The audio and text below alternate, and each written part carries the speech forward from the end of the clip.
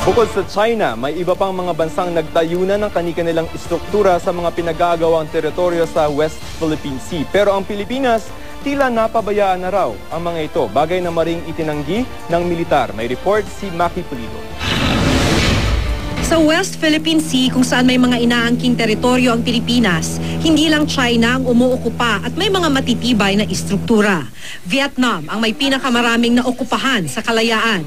Naokupahan na ng Vietnam ang Phuket Island noong dekada 80 pa. Nasa aerial picture na ito nakuha lang nung nakaraang taon, makikitang pwede nang languyin ang Parola Island ng Pilipinas. Ayon kay Romel Banlawi, isang national security analyst, may military presence ang Pilipinas noong dekada 70 sa Phuket Island. Pero ngayon, ang islang ito may hindi bababa sa 3 gusali ng Vietnam. Bahagi naman ng munisipalidad ng Kalayaan ng Nam Yet Island na tinayuan naman ng mga windmills at solar panels ng Vietnam. Matagal naman nang nasa Ayungin Shoal ang isang barko ng Philippine Navy na ilang taon nang sumadsad.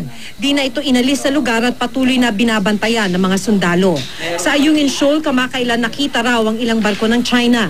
Simula taong 2000, may mga 3 palapag na gusali ang itinayo ng Vietnam sa Colin Reef, Petley Reef at West London Reef, habang may satellite dish din ng Vietnam sa Pigeon Reef.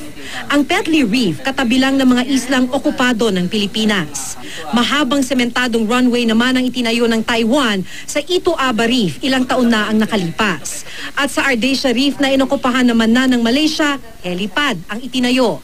Pinapaalis rin tayo ng Malaysia sa Commodore Reef kahit nakapaloob pa ito sa 200-mile EEZ ng Pilipinas. Nung panahon ni Marcos, wala tayong ginawa ang Navy natin kundi magpasabog ng mga structure doon. After 1986, after the restoration of democracy, naging abala tayo sa anti-internal politics. Na-involve yung military sa coup d'etat, na-involve yung military sa maraming internal reform issue. Nakalimutan natin yan. Habang abala tayo sa restoration of democracy, yung neighbors natin started beefing up their facilities in the area. Nabulabog na lang ang militar noong 1995 nang madiskubre ang malaking istruktura China sa Mischief Reef. That we have neglected our territories in the area. Okay. While others have fortified their facilities, okay, we remain modest in our facilities development. We also have to develop the same type of capability, deterrent capability.